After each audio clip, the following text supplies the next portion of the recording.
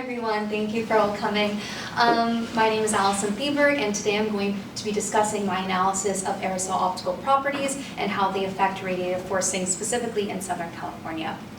I want to start by talking about radiation. The sun emits radiation in all directions, specifically solar radiation, and some of that ends up hitting the Earth. That radiation will warm up the Earth's surface, and then in response, the Earth will emit radiation, but infrared radiation this time. And some of that gets trapped by a natural layer of greenhouse gases in the atmosphere, and that keeps the Earth at the temperature that it is today.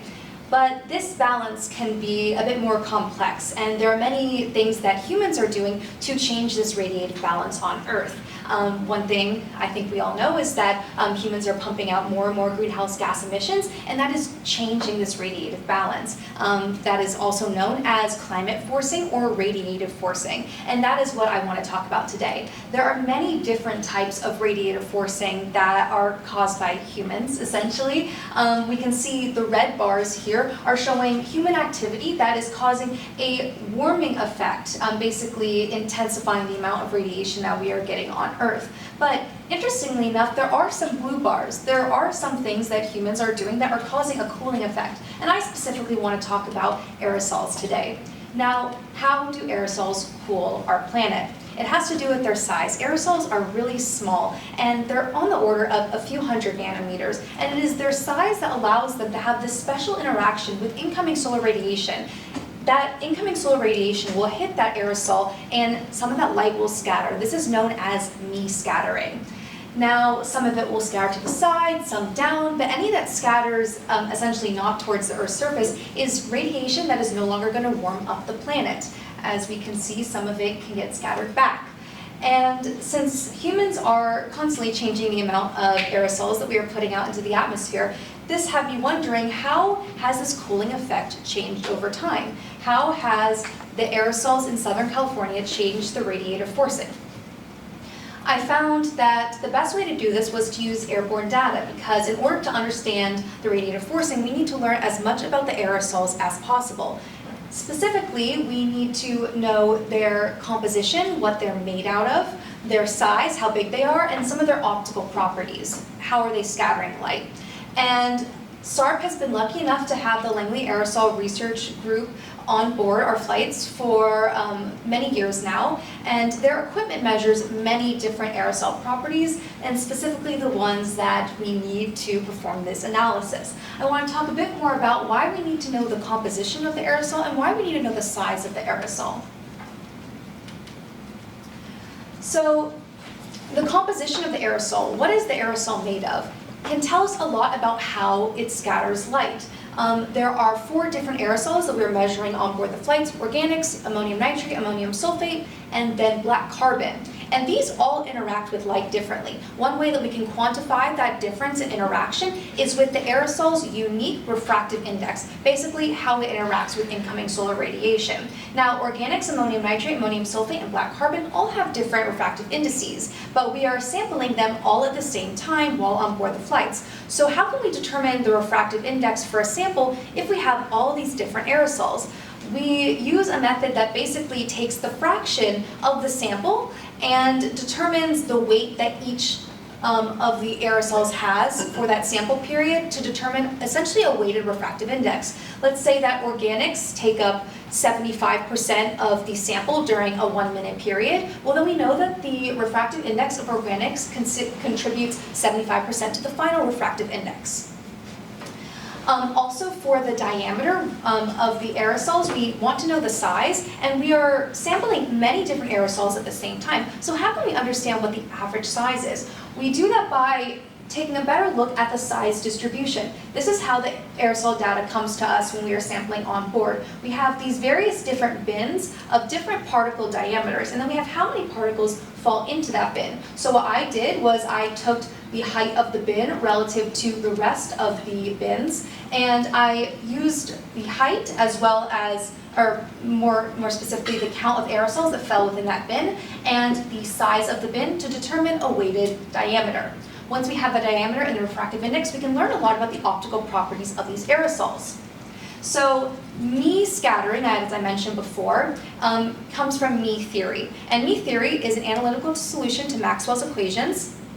And there are many different equations within me theory that can better help us understand how efficient the aerosol is at scattering light.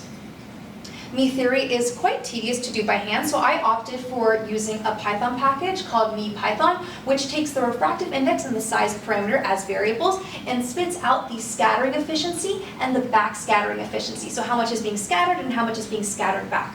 We can use these efficiency values to determine the backscatter fraction, the fraction of the light that is being scattered back. And then we want to further parameterize this backscatter fraction using this equation by Anderson so we can determine our upscatter fraction, our beta value. And once we determine our beta value, we can start applying our radiative forcing equation.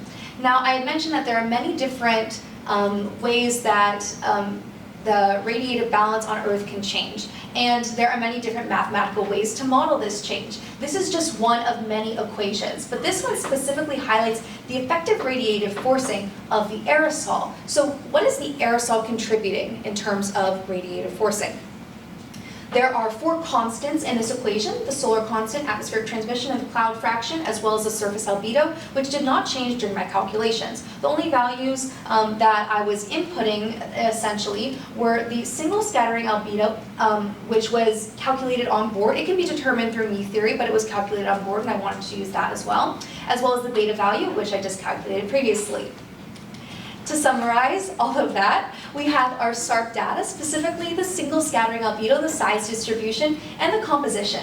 We take the size distribution and the composition in conjunction with me theory to output our scattering efficiency and our backscattering efficiency. We can use the ratio of these values to determine our backscatter fraction, and we can parameterize this value to determine our upscatter fraction.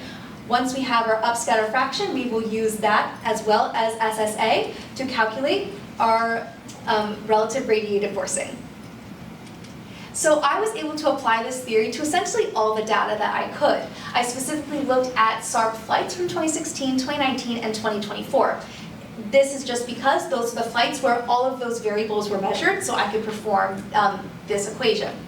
I only wanted to look at values underneath the boundary layer, which we set at 2,000 feet, and I omitted any values that didn't have complete composition data, optical data, or size data. I looked at 1-minute averages, and I ended up with 383 averages across California, and some of them were in the ocean. That was 2019, that must have been a fun flight. Now, there are many differences within the geographic regions of California, so I wanted to break this up into different regions for further statistical analysis. I chose 7 regions: the North Central Valley, the South Central Valley, Santa Barbara, the ocean, LA, the Inland Empire, and then the Imperial Valley. Now, if we don't break all of them up, we can just subset them first by year. So this is a box plot. It shows the distribution of the data for each year. So this is just individual distribution for 2016, 2019, 2024, all side by side. On the y-axis, we have relative radiative forcing. And you can see this bar here, this is our mean bar. So this is showing us the skew, this is showing us the distribution of the data. I want to note that almost all of this data falls below 0. We only had 2 data points, I think, that were actually positive. So all of these aerosols are cooling. But values that are more negative are cooling more, and values that are less negative are cooling less. And if we just look at this without subsetting by region, we can see a slight trend as we go throughout the years. We have more of the less cooling aerosols over time. I wanted to look further into the geographic regions to understand why this was happening, or more specifically, where this was happening. I found that the Central Valley had this same pattern. From 2016 to 2024, we see a large decrease in these more cooling aerosols, and we see less negative relative radiative forcing, I should say, in 2024. However, this trend does not hold true for all of California. In LA and the Inland Empire, we kind of see the opposite, where in 2016, we didn't have aerosols that were that cooling, but in 2024, we have more cooling aerosols. So this is different, obviously, from the Central Valley trend. But when you look at the box plots on the same graph, you see that the difference between the Central Valley data from 2016 and the Central Valley data from 2024 is much greater than the difference between the Southern Region Valley from 2016 and the Southern Region Valley from 2024, which is why we showed that overall trend of less cooling aerosols over time. There were 3 other geographic regions that were looked at, the Imperial Valley, Santa Barbara, and the ocean. However, we did not have enough data, and in some cases no data, for these regions for multiple years to gauge any significant trend of the aerosol properties over time. So those are just additional regions that could be looked at further. I just want to conclude by sharing what I learned from this.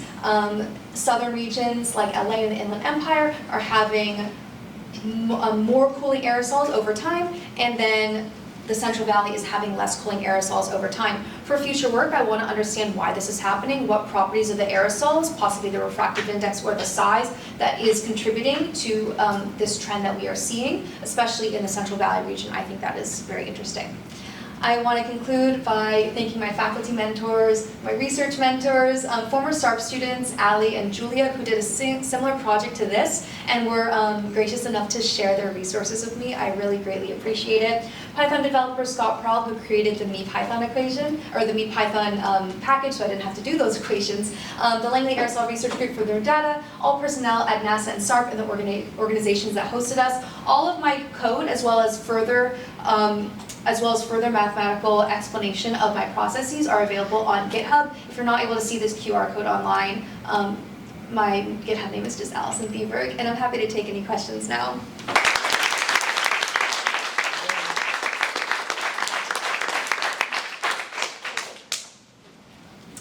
Yes.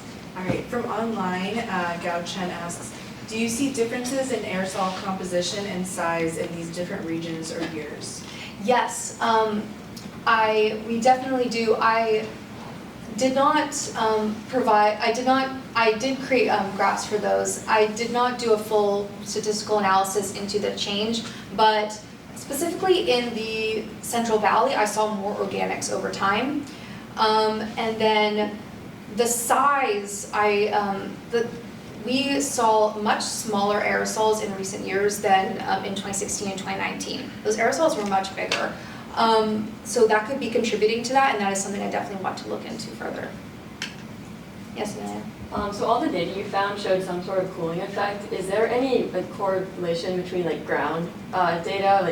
Are there any localized effects of this cooling effect, or is it just kind of a global scale impact on the radiative forcing? That is a great question. The equation that I used is specific to aerosols. So it is, the equation essentially works to only look at the effects of aerosols. So if I were to change the ground level albedo in that equation, it would actually give me, in many cases, a positive number because it is only focusing on what are the aerosols doing. And let's say there's more cloud cover.